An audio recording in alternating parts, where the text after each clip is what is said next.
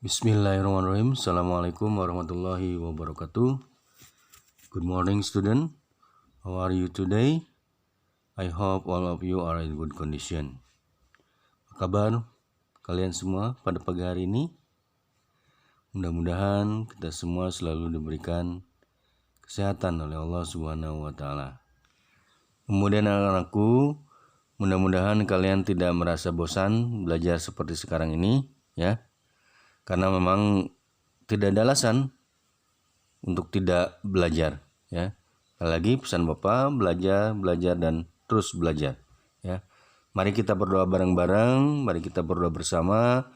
Mudah-mudahan kondisi sekarang ini cepat berlalu, wabah cepat berlalu, sehingga kita bisa belajar seperti biasa, yaitu tatap muka di sekolah. Oke, now welcome back to our English lesson.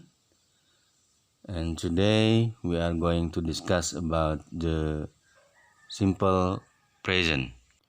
Minggu kemarin Bapak sudah memberikan tugas kepada kalian untuk mencari atau menulis kembali atau melingkari kata kerja yang ada pada report text yang sudah Bapak kirimkan. Bapak yakin kalian sudah mengerjakannya. Nah, kata kerja yang kalian sudah temukan itu adalah kata kerja bentuk infinitif atau kata kerja dasar, kata kerja pertama. Kata kerja yang digunakan dalam bentuk simple present tense. Kata kerja yang digunakan untuk membuat report text. Nah, sekarang kita lihat, ya. Kita lihat lebih jauh tentang simple present tense. Di mana simple present tense itu adalah unsur kebahasaan yang digunakan dalam pembuatan report text. Nah, simple present tense itu adalah bentuk waktu yang mengungkapkan sebuah peristiwa atau kejadian yang sedang terjadi, ya. Kemudian terjadi secara berulang-ulang atau menjadi sebuah kebiasaan, atau mengungkapkan sebuah fakta-fakta kebenaran umum, ya. Kalian bisa lihat kalimat-kalimat di sebelahnya yang di bawah kondisi waktu. Yang pertama itu adalah fakta permanen. Nah, fakta permanen ini yang dimaksudkan adalah sebuah fakta kebenaran umum. Contoh kalimatnya seperti ini. The sun rises from the east, ya. Jadi kata kerjanya menggunakan kata kerja pertama. Matahari terbit sebelah timur. Itu kan merupakan sebuah kebenaran umum. Kemudian yang kedua itu fakta sekarang. I work at home. Saya bekerja di rumah. Nah, kata kerjanya itu adalah work. Itu kata kerja infinitif, kata kerja bentuk pertama. Nah, yang terakhir itu tindakan, kebiasaan atau sebuah habitual atau kebiasaan. Misalkan I get up at 5 o'clock. Saya bangun jam 5. Atau lebih tepatnya misalkan I always get up at 5 o'clock. Saya selalu bangun jam 5. Nah, ini Bapak tampilkan pola kalimat bentuk simple present tense yang menggunakan kata kerja, ya. Bisa kalian lihat di sininya format kalimatnya. Bagaimana kalimat positif, bagaimana kalimat negatif, dan bagaimana kalimat interrogatif, ya. Itu yang positif ada subjek ditambah verb, verbnya itu adalah infinitif, ya. Kata kerja asli, kata kerja dasar tambah objek. Silakan kalian lihat saja, ya. Silakan kalian lihat, kemudian pindahkan ke buku tulis kalian, ya. Nah, kemudian ini adalah subjek yang bisa atau subjek yang berhak menggunakan auxiliary verb do atau auxiliary verb does. Jadi atau do atau does itu namanya auxiliary verb atau kata kerja bantu, ya.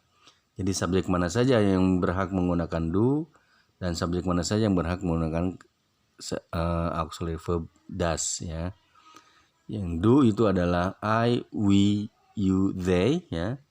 Kemudian yang does itu adalah she, he. Name di sini adalah bisa nama binatang, bisa nama benda atau bisa nama orang. Nah, ini adalah bentuk contoh kalimatnya ya, yang menggunakan do ini. Contoh misalkan yang pertama yang positif, I do play Nintendo. Nah, kata do kenapa di warnanya berbeda dengan yang lain? Do itu keumuman, itu sebetulnya hidden, disembunyikan. Sebetulnya I play Nintendo, ya, tidak ada kata do-nya di situ. Nah, kemudian contoh negatifnya baru, I do not play Nintendo. Nah, interrogatifnya atau tanyanya baru, auxiliary verb-nya disimpan di awal kalimat. Do I play Nintendo? Nah, itu seperti itu. Nah, begitupun does di situ. Makanya does tidak ada di situ kan? Andri plays Nintendo. Nah, tidak ada kata does di situ. Sebetulnya ada di situ. Andri does play Nintendo, cuman di play does-nya itu di hidden, disembunyikan. Nah, dimunculkan di bentuk kalimat negatif dan interrogatif. Kalian bisa lihat lah contoh kalimatnya di situ ya. Disalin ke dalam buku kalian ya. Nah, itu adalah contoh bentuk kalimat simple present tense yang menggunakan kata kerja atau verbal sentence ya, verbal sentence. Karena dalam bentuk kalimat simple present tense itu ada dua buah bentuk kalimat. Yang pertama itu verbal sentence dan kedua adalah nominal sentence. Jadi yang verbal sentence itu yang bentuk kalimat yang menggunakan kata kerja. Nah, seperti yang tadi, kata kerja yang digunakan itu adalah kata play ya. Play. Nah, walaupun dalam tampilan itu penegasan penggunaan do atau does ya. Ini sekalian dengan penggunaan kata kerja ya. Penggunaan kata do atau does-nya itu tergantung atau depend on pada subjek, tergantung subjek ya. Yang menggunakan do itu ada pada subjek I, kemudian yang menggunakan kata does itu pada subjek Andri ya. Namun ini adalah bentuk contoh kalimat dalam bentuk verbal sentence karena menggunakan kata kerja. Kata kerja dalam bentuk kalimatnya dalam kalimat tersebut adalah kata plays ya. Oke. Paham nggak? Pasti paham lah. Nah, selanjutnya ini adalah bentuk kalimat simple present tense yang menggunakan nominal sentence atau yang menggunakan to be ya. Ingat, to be dalam bahasa Inggris itu ada 3 ya. Ada 3 yaitu is, am, are. Nah, jadi is itu ada yang punya, are juga ada yang punya, am juga ada yang punya. Ya, itu subjeknya ya. Kalau am itu adalah yang punyanya itu adalah I. Kemudian is itu yang punyanya she, he, it ya. It-nya itu bisa diganti nama orang, nama binatang, nama tumbuhan ya, nama. Kemudian are itu adalah you, we, they ya. Oke, saya yakin ketika kelas 1 atau kelas 2 pun sudah pernah belajar to be ya. Nah, contoh dalam kalimatnya seperti ini. I am smart. I am ya, subjeknya I, to be-nya am. I am smart, saya pintar ya. Itu kalimat positifnya. Kalimat negatifnya I am not ditambah kalimat kata sangkalan not. I am not smart, saya tidak pintar ya. Kemudian untuk interrogatifnya kalimat tanyanya to be-nya disimpan di depan ya. Baru diikuti subjek. Am I smart ya gitu. Nah, itu adalah subjek yang menggunakan atau subjek I yang menggunakan to be am ya. Nah, sekarang yang kalimat yang keduanya itu adalah Albert Einstein is smart. Nah, is to be yang digunakannya itu adalah is karena Albert Einstein nama orang. Bisa nama orang karena dia laki-laki sama dengan he, berarti he is. Albert Einstein is smart ya. Negatifnya tinggal tambah kata sangkalan yaitu not. Albert Einstein is not ya. Gitu.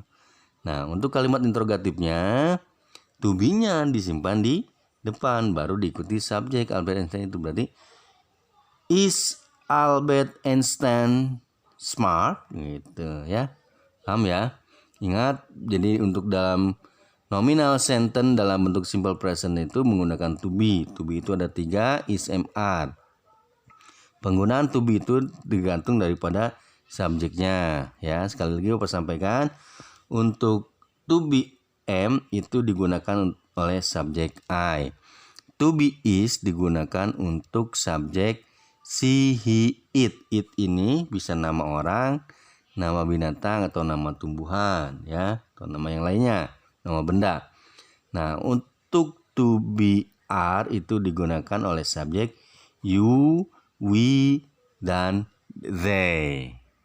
Nah, sekarang kita lanjutkan ke adverb of frekuensinya. Adverb of frekuensi ini sama dengan time signal atau keterangan waktu yang digunakan dalam bentuk simple present tense.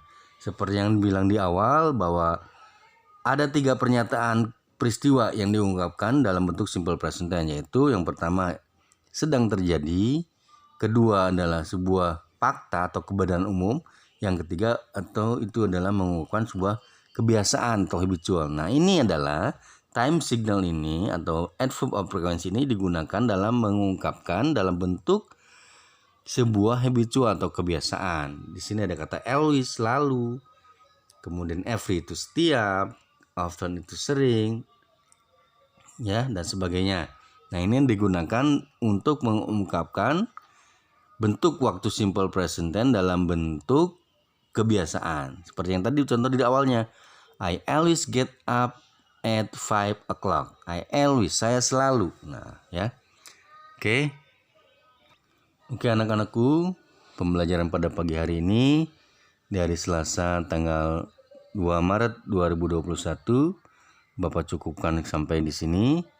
Apabila ada kekurang pahaman, kurang mengerti, silahkan kalian tanyakan melalui WA grup ya. Silahkan kalian tulis pertanyaan kalian, insya Allah kita bisa berdiskusi di WA grup itu ya. Kemudian pesan Bapak, tetap patuhi gunakan protokol kesehatan untuk menghindari penyebaran COVID-19 ya.